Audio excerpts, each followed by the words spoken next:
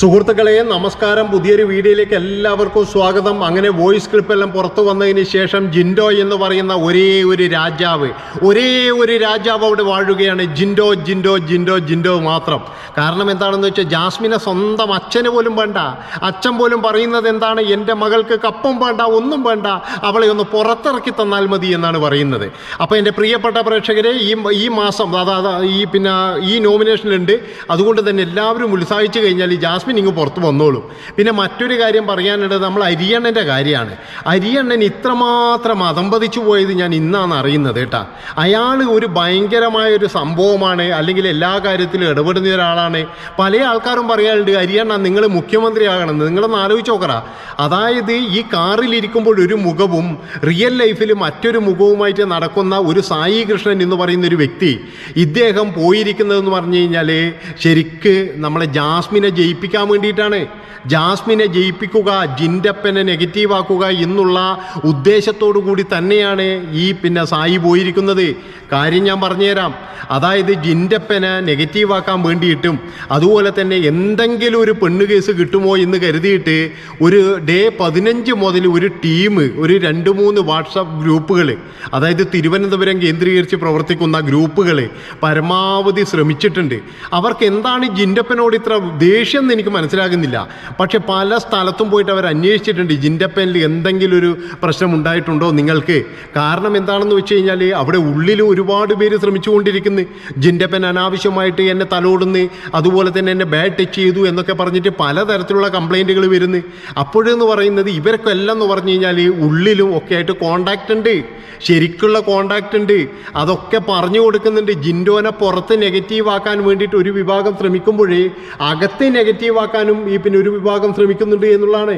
എന്തിനധികം പറയുന്നത്, ഗബ്രി വരെ പറഞ്ഞിട്ടില്ലേ എന്നെ ബാഡ് ടച്ച് ചെയ്തു, അതുപോലെ പലരും പറഞ്ഞിട്ടില്ലേ. അങ്ങനെ ജിൻഡപ്പന് ഇങ്ങനെയൊരു ഇമേജ് കൊടുക്കാൻ വേണ്ടിയിട്ട് ഇവരെല്ലാവരും ശ്രമിച്ചു കൊണ്ടിരിക്കുന്ന ഒരു സമയം. പക്ഷേ ജിൻഡപ്പനിലെ കൈ ഇങ്ങനെ പുറകിൽ കെട്ടിയിട്ട് ആ സമയത്ത് നടന്നത്. പാവം, നിങ്ങളൊന്ന് ആലോചിച്ച് നോക്കണം.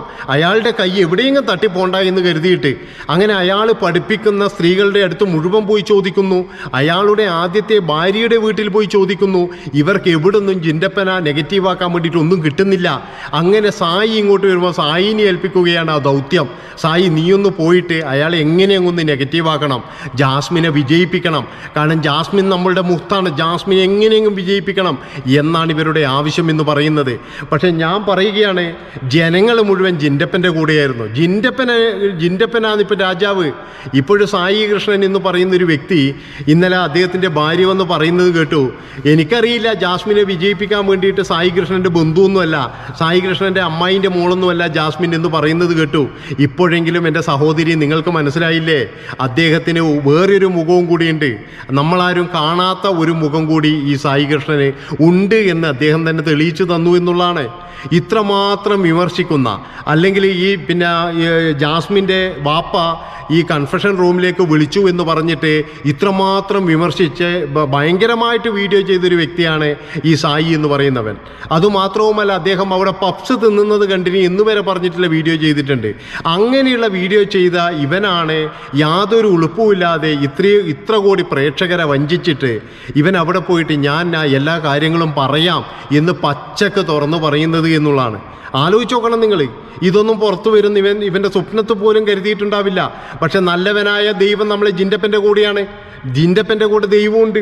അതുകൊണ്ട് തന്നെ എന്ന് പറഞ്ഞു കഴിഞ്ഞാൽ ഈ സംഭവങ്ങളൊക്കെ നമ്മൾ പുറത്ത് അറിഞ്ഞു. ഇതറിഞ്ഞത് നമുക്ക് വലിയൊരു ഉപകാരമായി അവിടുന്ന്. ഇനി നിങ്ങൾ പറയൂ, ആരാണ് അവിടെ കപ്പടിക്കാനുള്ള ഏറ്റവും നല്ല ഇതുള്ളവൻ? ജിൻഡപ്പൻ തന്നെയാണ്, അല്ലാതെ ഒരു ജാസ്മിനുമല്ല. ജാസ്മിനെയൊക്കെ ഇനി ഉളുപ്പുണ്ടെങ്കിൽ ബിഗ് ബോസ് പറഞ്ഞു വിടുക വേണ്ടത്. കാരണം എന്താണെന്ന് വെച്ചാൽ ബാപ്പ പറഞ്ഞു കൊടുത്തു, സായി കൃഷ്ണൻ പറഞ്ഞു കൊടുത്തു, അതുപോലെ തന്നെ വരുന്ന എല്ലാവരും പറഞ്ഞു കൊടുത്തു. ജാസ്മിൻ ഇപ്പോഴും പുറത്ത് എങ്ങനെയാണെന്ന് നല്ല കൃത്യമായിട്ടറിയാം. ഇപ്പോഴവിടെ നിൽക്കുന്നത് അഭിനയിച്ചു കൊണ്ടാണ് നിൽക്കുന്നത്, മനസ്സിലാക്കണം നിങ്ങൾ. അപ്പോൾ ഈ സായി കൃഷ്ണൻ ആദ്യം കയറുമ്പോൾ തന്നെ ജാസ്മിനെ ടാർഗറ്റ് ചെയ്തിട്ടൊന്നുമല്ല, ജാസ്മിനെ നന്നാക്കുമെന്ന് പറഞ്ഞിട്ടാണ് കയറിയിനി. അപ്പോൾ അതാണ് ജാസ്മിന് മാത്രം മാറിയിട്ട് കൊടുത്തതാണ് കയറുമ്പം തന്നെ. നിങ്ങളൊന്ന് ആലോചിച്ച് നോക്കണം. അത് കഴിഞ്ഞിട്ട് ഇന്നലെ യാതൊരു ഉളുപ്പുമില്ലാതെ പറയുകയാണ് ജാസ്മിൻ ഇവിടെ ഹാർഡ് വർക്കാണ് ചെയ്യുന്നത് എന്ന്.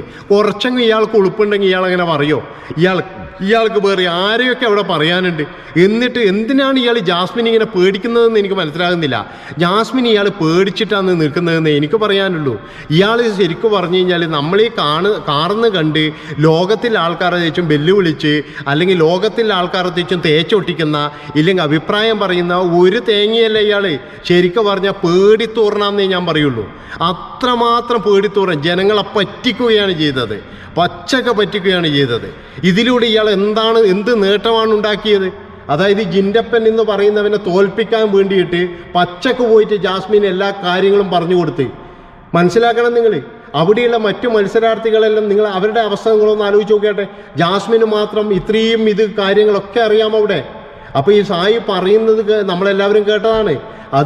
ഇത് പറഞ്ഞു കൊടുക്കുന്നത് വരെ ബിഗ് ബോസും മിണ്ടാതിരുന്ന് പറഞ്ഞു കൊടുത്തെല്ലാം കഴിഞ്ഞു എന്നറിഞ്ഞപ്പോഴും ബിഗ് ബോസ് പറഞ്ഞു സായി പുറത്തുള്ള കാര്യം പറയരുത് എന്ന്. ആലോചിച്ച് നോക്കണം. അപ്പോൾ ഇതൊക്കെ എന്ന് പറഞ്ഞ ഒരു കോക്കസാണ്, ഇവരൊരു കോക്കസാണ് അവിടുന്ന്.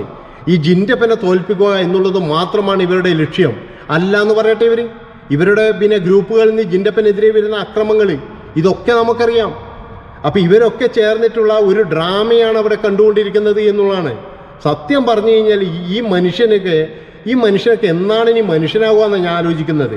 ഇത്രയും പ്രേക്ഷകരെ വഞ്ചിക്കാൻ മാത്രം ഇയാൾക്ക് എങ്ങനെ ധൈര്യം വന്നു? അതാണ് മനസ്സിലാക്കണം. നിങ്ങൾ ഒരാളോട് പറയുകയാണ് എനിക്ക് എൻ്റേതായ ഗെയിമുണ്ട്, എന്നാലും ഞാൻ എല്ലാം പറഞ്ഞ് മനസ്സിലാക്കാമെന്ന്. ഇത് ശരിക്ക് എനിക്ക് ഇപ്പോഴെന്നാ തോന്നുക അറിയാം.